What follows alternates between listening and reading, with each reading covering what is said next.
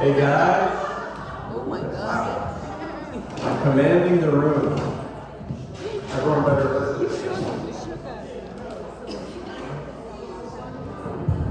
I am Dr. Corbin. I'm running.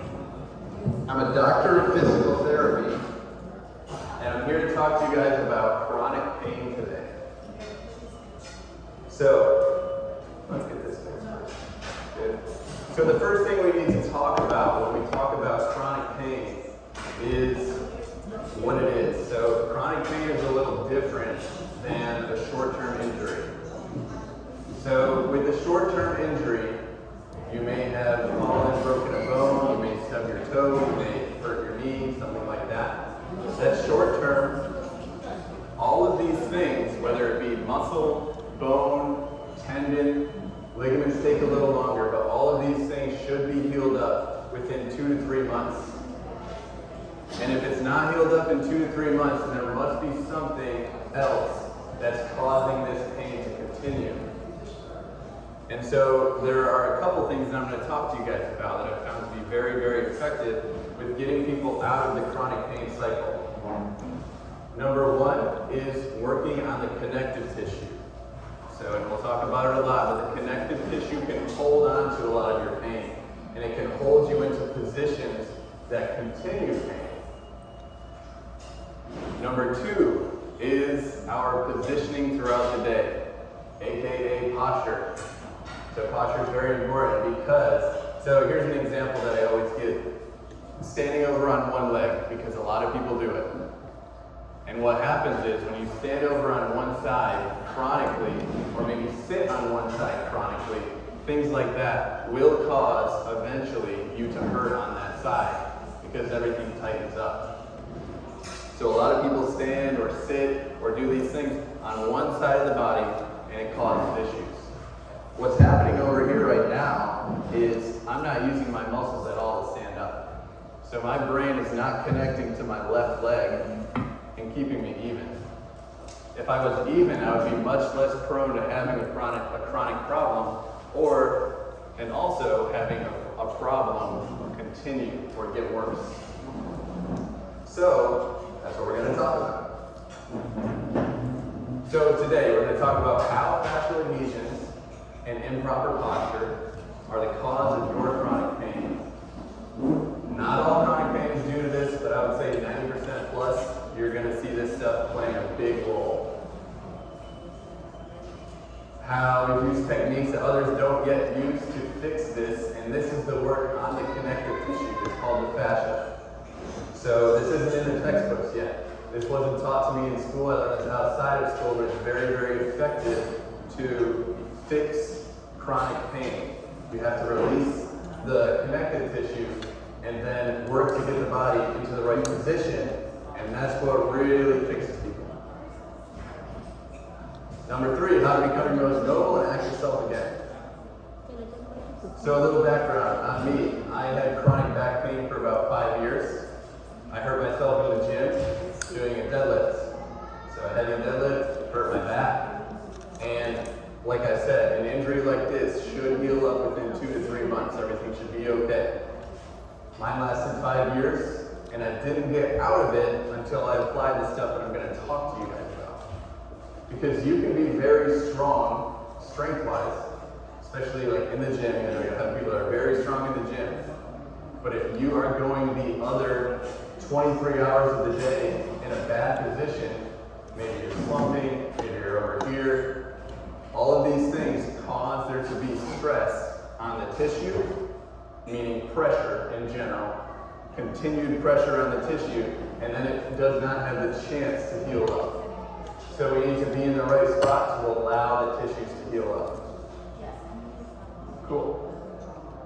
So the root cause of all chronic pain, number one, is the fascial adhesions. So over time, as you are in pain, the body starts to go more and more and more into that locked up position. And then the connective tissue is what holds a lot of your pain. The connective tissue has a whole bunch of pain receptors, and it can basically make you stay in that painful state. Number two is relying on passive stability rather than active stability. So if we go back to the leg example, if I'm over here on one leg, I'm basically hanging out on the bones in my knee, I'm hanging out on the bones in my hip, and my back is all twisted up.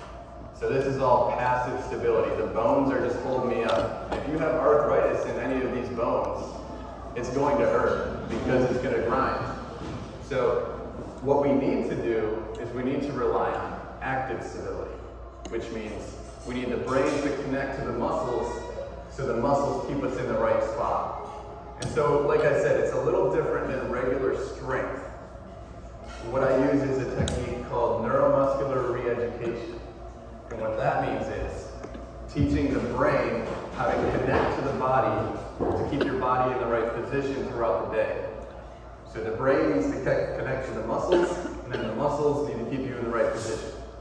And when that happens, you have a whole lot less pain. Okay, improper posture, improper form can also cause chronic pain. Okay, so what structure is causing your pain? So I have this picture here to show the big role that fascia plays. Fascia is like a spider web that wraps throughout your whole body. And if you imagine pulling on one area of a spider web, it would pull on other areas, right? So for instance, someone with a back problem, right there, right? We just worked on places that weren't in your back. So we just worked on David. If David had pain in his back, we worked on areas that weren't in his back, and he stood up, and voila, the back pain was gone. So the fascia can pull on other areas, and it may be tight due to maybe you had a surgery and there was scar tissue that never got broken up. You may be standing over here chronically, and this is just super tight all the time. It can be due to a lot of different things. But that's number one. Number two is a muscle. A muscle can cause pain. Muscles hurt when they get tight, and they only get tight when they're weak. So for instance, my hip muscles have to help me walk around throughout the day. And if they are weak, I'm still going to do it, right? I'm still going to walk because I have to. But if they're weak, they're going to tighten up, basically to just try to hang on for dear life and help me walk. That tightness can cause pain. So if it's a muscle causing pain, a lot of times either the muscle's doing too much or the muscle's weak. Number three is joint. So joints hurt when they shear or grind. So going back to the knee example, and this can be basically taken into any joint in the body. But going back to the knee example, standing on one leg, if the knee bones are what are holding me up, that is what is going to cause pain, because the bones are now hitting each other and they're going to grind, right? And the grinding of bones creates pain. So the way that you get rid of that is you have to get pressure off that, which may mean we need to actually make the other side of the body work. It also may be that there's tight fascia, connective tissue, around the joint, compressing it. So if you have arthritis in that joint, and now there's tightness around it, that can cause the joint to have more pressure on it, and then the joint hurts. Number four is nerves. So nerves only hurt, and you may have pain, but it also may be tingling or weakness or numbness. So maybe something that you don't even feel. It could be anywhere in the body. They only hurt when they're being pinched. They only have symptoms when they're being pinched. So you may have symptoms, and you may have symptoms that are in one area, but it's a different area causing it. For instance, you may have like sciatica down your leg or something like that. You might feel it near your foot, but it may be caused by something getting pinched in the back or your hip or something like that. So you have to just figure out where the nerve is being pinched and unpinch it. And it may not be where you think it is. So for instance, like I said, with something like, let's say, carpal tunnel, you may have pain in your hand, but it may actually be coming from tightness closer to your neck or something like that. So I've had people with carpal tunnel in here, and some of the surgeons want to go in and release it here, and I just release up near the neck and then get them in a better position, and they're okay, because this wasn't the actual problem. So you just have to figure out where the nerve is being pinched and unpinch it. Number 5 is ligaments. So ligaments hurt when they get stretched. So for instance, if I sit in a chair and I'm in a slump position like this, which is a lot of people, the ligaments in my back are trying to hold me up. They get stretched out, and this is because my core isn't turned on. They get stretched out, and then they start to hurt. So you don't want to stretch the ligaments out. So those are the different things in your body that can cause pain. At least most of them. So talking a little more about the fascia. So fascia has 6 to 10 times the amount of pain receptors as muscle does. That's why it holds on to a lot of pain.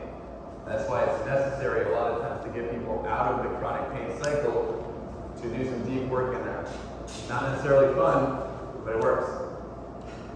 Fascia connects everything in your whole body. So it connects the muscle to the bone, to the organs even. Like everything's connected by this. And you can have tight fascia, like I said, from a lot of different things. Could be from surgery, could be from standing or sitting in a one position all the time. We tend to go the same way no matter what. So something I want everyone to take away today is the symmetry of their body. So standing equally. If you take away nothing else from this today, standing equally will do a whole lot for you. So if we look at animals, like this nice goat up here, most animals are pretty even. They don't really sway to one side like this and do all this lazy kind of stuff when they stand, right? We do because we sit a lot and we grow compensations and we get lazy, right? So animals are showing us that equal is where we're actually supposed to be. Most chronic pain starts on the right side. Most, because most people are right side dominant, especially lower body stuff. So if you're dominant on one side, you're over there, you're using it way more, it's going to tighten up, it's going to start to hurt.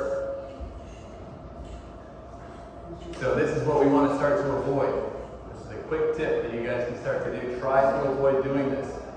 Because if you look, basically, there's more pressure on the knee, the hip, and the back on the side that you're standing on. Something that helps knees a lot, if your knees hurt, we want to basically get them in the right line. So we need them to be straight up and down. Number one thing that happens to people, especially over age 50, is the knees can start to fall in. And generally that's because the hips or the feet are not pulling them out. So to fix the knee, you don't usually look at the knee necessarily, you look above and below it, because the knee is just a hinge. And you may have fascial tightness pulling your knees in that prevents you from getting into the right place.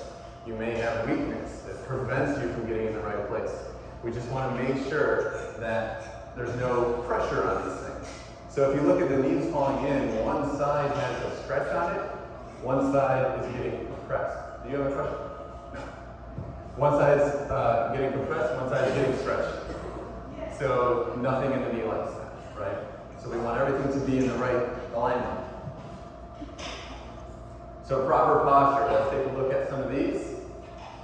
The two on the far left are going to cause back and hip pain most commonly. They can also cause neck pain. I had someone just 2 weeks ago who has been trying to fix his neck for a long, long time. Everyone's looking at the neck, but he's standing like this. So until we fix the back, the neck is not going to go into the right position until you fix the back there. So, but anyway, the two on the left, oftentimes can cause neck and hip, back and hip pain. The two in the middle here toward the right, those are going to cause shoulder and neck pain. So if your head is forward or your shoulders are slumped, it causes a lot of issues. For instance, rotator cuffs. A lot of people have a rotator cuff tear. If your shoulders are slumped, way more likely to have a rotator cuff tear. And what happens is most people end up getting a rotator cuff tear with just a simple movement, right? You hear about people, especially if you're like 50 plus, you lift something or you do some little movement and boom, rotator cuff tears. that rotator cuff was probably mostly torn already because we're here. And when you're here, the space that the rotator cuff has in the shoulder is smaller, and then it gets pinched, and then it hurts. And then eventually it'll tear, right? Because of the pinching, the chronic pinching. So we need to get into the right position. Sometimes you'll have a rotator cuff problem. You won't be able to fully lift your arm without pain because of tightness, maybe in this muscle, holding your shoulder in the wrong position. And so that's a cool one I like to do, because if someone comes to me and they can't lift their arm with a true rotator cuff problem, if we release this muscle up here, a lot of times arm goes right up where it should, because it's not being held in that pinch position. A lot of information here.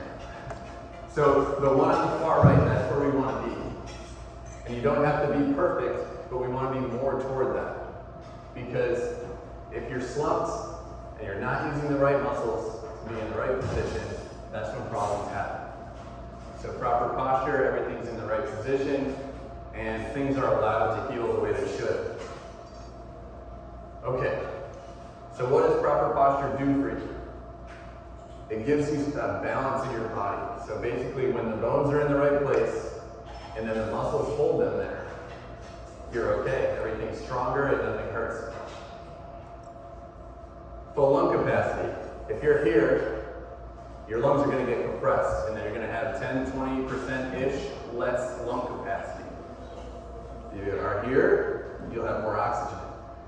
Sometimes this takes the fascial work to get out of it. Sometimes it takes strength to get out of it. Sometimes you need to, over time, help these bones gain more mobility, because you may have the bone stiffness here that's preventing you from getting out. And confidence. So posture increases confidence, for sure. So what we have here is the position that every single person here is in, at least for part of the day, including me. So what we need to do is minimize the amount of time we spend in this position, okay? So when we're in this position, muscles that get tight, especially up here, so if you ever get a massage and these are tight, or you can feel tightness coming from them, this is an issue. These can cause headaches, they can cause rotator cuff problems, they can cause neck pain, a million different things. And it's all because we're here. So that's important to realize. Keeping the head in the right position. So the head weighs about 12 pounds.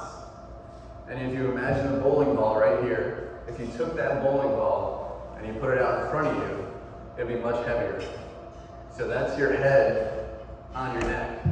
So if you bring that bowling ball forward, there's way more, so just a little bit forward, we're almost 3 times the amount of pressure on everything in that neck. So you're talking the discs, the muscles, the tendons, the ligaments, everything in there. You're gonna have way more pressure just because your head's forward. And so to get that head back, it's a habitual thing.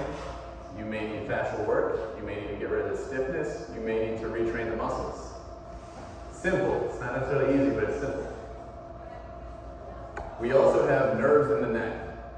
If your head is forward, the holes where the nerves come out of get smaller. And as we get older, the holes also get smaller because they have arthritis in them. So now, if your head's forward, the nerves will get pinched, and you may have, like I said, like maybe that's the carpal tunnel stuff. If you have something like that, or nervy, or weakness, or anything like that, might be coming from somewhere like the neck.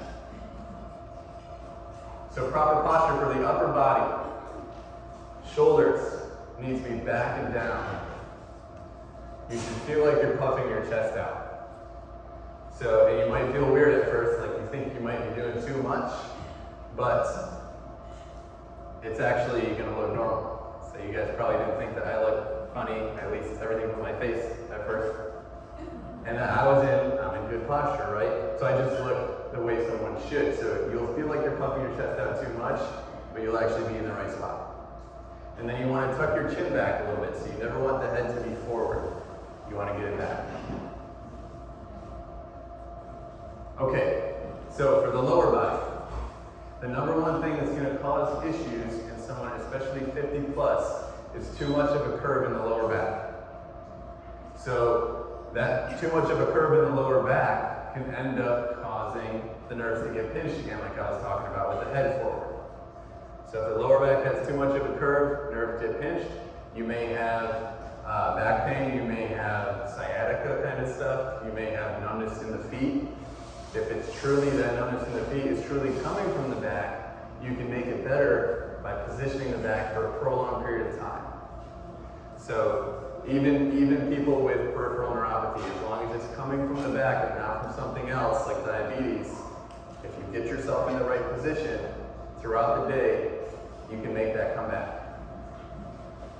Good. Okay, let's talk about ergonomics. And the number one thing that you guys should know about this is sit less.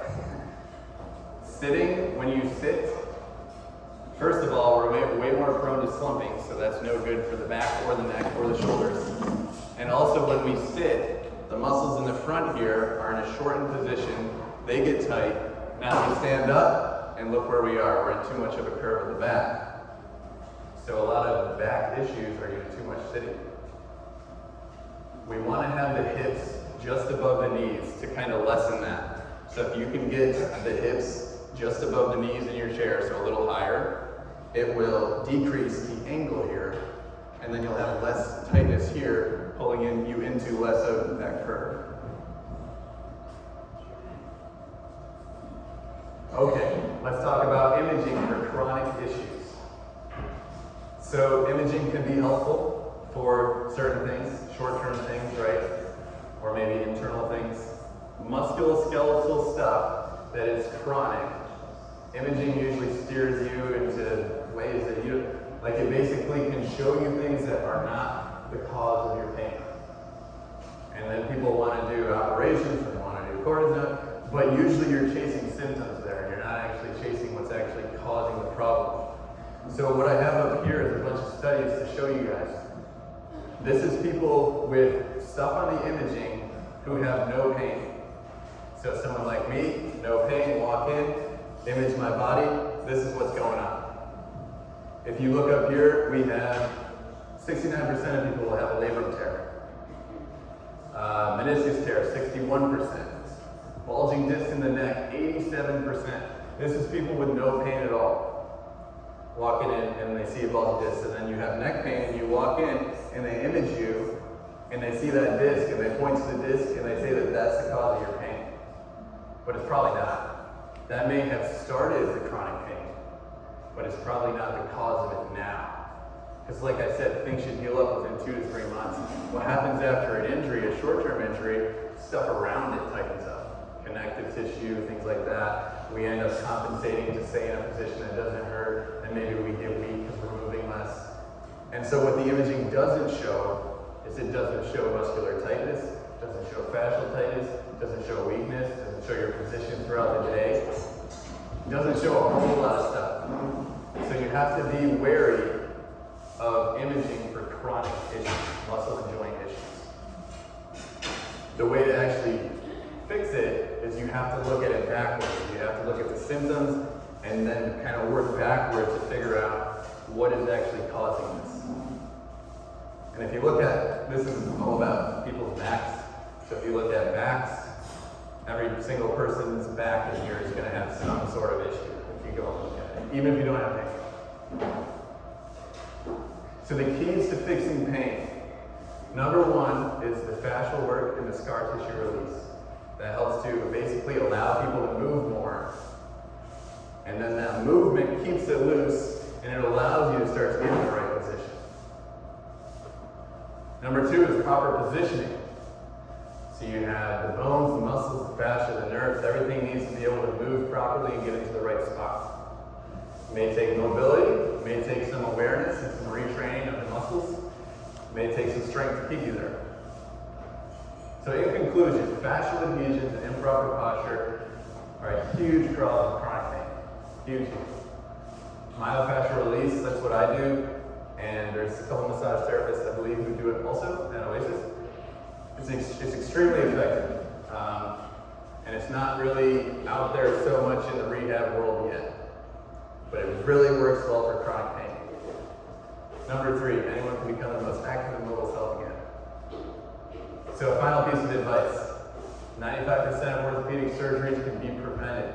That's with the right treatment, with the right effort on your part. No injury is too old, so if you come see me, make sure you tell me everything. So I need to know everything that has gone on with you so I can address it. And I'll have people that'll come into me and say like, oh, I have this going on, but they'll tell me the short-term thing and then they won't tell me the long-term thing. Like I had this one lady who, she came in and she wanted me to help her just with general posture, and so we were working on it. And then halfway through, I realized that her arm was right here, and she hadn't moved it the whole session. So I said, "What's going on with the arm?" And she had basically like written off the arm. She had broken it 4 years ago, and kind of kept it in that position that the sling had it in. Apparently, did not have proper rehab, and it had been there for 4 years. She hadn't used it. And so I worked on her, and I worked on the fascia, and by the end of the session, she was about 3/4 of the way up. So pretty cool stuff. So anything old, that's what I'm best at, so bring up the old stuff. What an appointment looks like. If you want to come see me, you tell me the whole story. Physical evaluation, so I start working on you, and I see what I can find, and I let my hands kind of figure it out. And then I'm going to be giving you stuff to continue on your own, which I do in video form so that you can see kind of what you're doing wrong and how to fix it in the video. I offer a money back guarantee. So if you want to come see me and you don't think it's worth it, I'll give you your money back.